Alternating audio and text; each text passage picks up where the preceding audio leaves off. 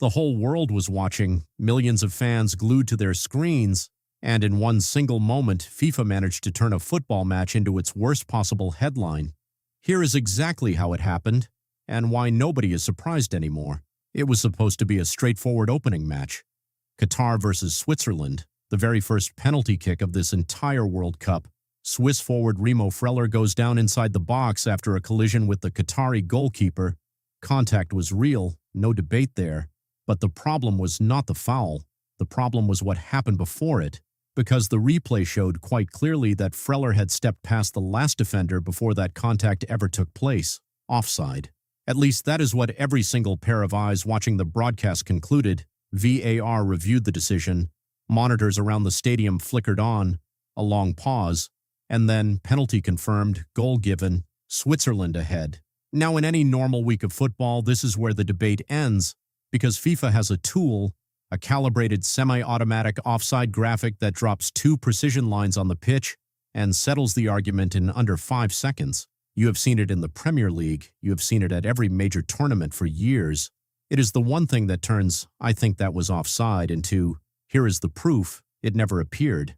Not on the American broadcast, not in the UK, not in Spain, not anywhere on the planet. Did a single viewer get to see the evidence behind that decision? The world asked for the line. FIFA showed nothing. Within minutes, social media was on fire. German-speaking fans called it the worst call of the tournament already. Others went straight to the word scandal. Thousands of people looking at identical frames, arriving at the same conclusion, and FIFA sitting on the one graphic that could end all of it, and choosing silence. The pundits followed. Gary Neville, live at halftime, pointed out that FIFA controls the host broadcast, that the technology is in their hands, and that by staying quiet they were fueling exactly the distrust they cannot afford. He called it behavior you would expect from a closed system that answers to nobody, not the fans, not the countries whose teams are actually on the pitch.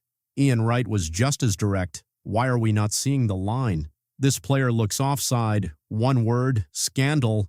3 hours after the final whistle, FIFA released a statement. The explanation?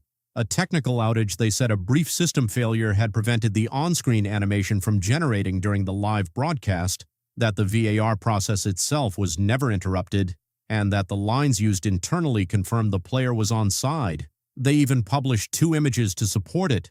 Read that again. The camera that shows you the proof broke, but trust us, the proof exists, and it says we were right. Releasing evidence hours after a match is finished is not transparency. It is a press release. The moment that mattered was live, in front of the entire world, and FIFA had nothing to show. By the time those images appeared, the goal was already in the net, the result was already shaped, and the damage was already done. And here is the part that makes this more than just a bad night for the graphics team. This did not happen in isolation. It landed on day 3 of a tournament that had already given us extortionate ticket prices that locked out ordinary fans before a ball was kicked, empty seats in a stadium FIFA announced as nearly full, a travel ban blocking supporters from around 40 countries, players and staff held at the border, a match official, selected by FIFA, denied entry and sent home before he could referee a single game, brick after brick, and then the offside line disappears. Nobody watching at home thought, technical glitch, these things happen. After 72 hours of this, the instinct was the opposite. They did not see a system failure, they saw a cover-up.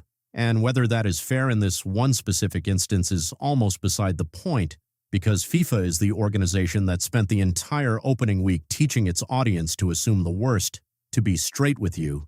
It is entirely possible the call was correct. It is possible the technology genuinely failed at the worst possible moment. It is possible those internal lines really did show Freuler onside and this was nothing more than rotten timing. All of that can be true, but that is exactly what makes this a nightmare. Rather than a footnote, FIFA had one job in that moment, show the line, and the argument, move on. They could not. And they had already burned every last piece of credibility that might have let people extend them. Any benefit of the doubt, Qatar, for what it is worth, came back late to earn the first point in their World Cup history. A genuinely good story, buried completely under the noise. The football is delivering, the upsets, the drama, the debuts, it is all there. FIFA keeps stepping on its own tournament, and on the very first weekend it did it live, in front of everyone. with the one piece of evidence that could have saved it sitting in a back office out of sight, honest technical failure, or exactly the kind of trust us FIFA has not earned. Drop your take in the comments. A like costs you nothing and genuinely helps the channel. Subscribe if you want coverage that keeps score of everything going wrong 3 days in, and FIFA's moment is already starting to look like a slow-motion collapse.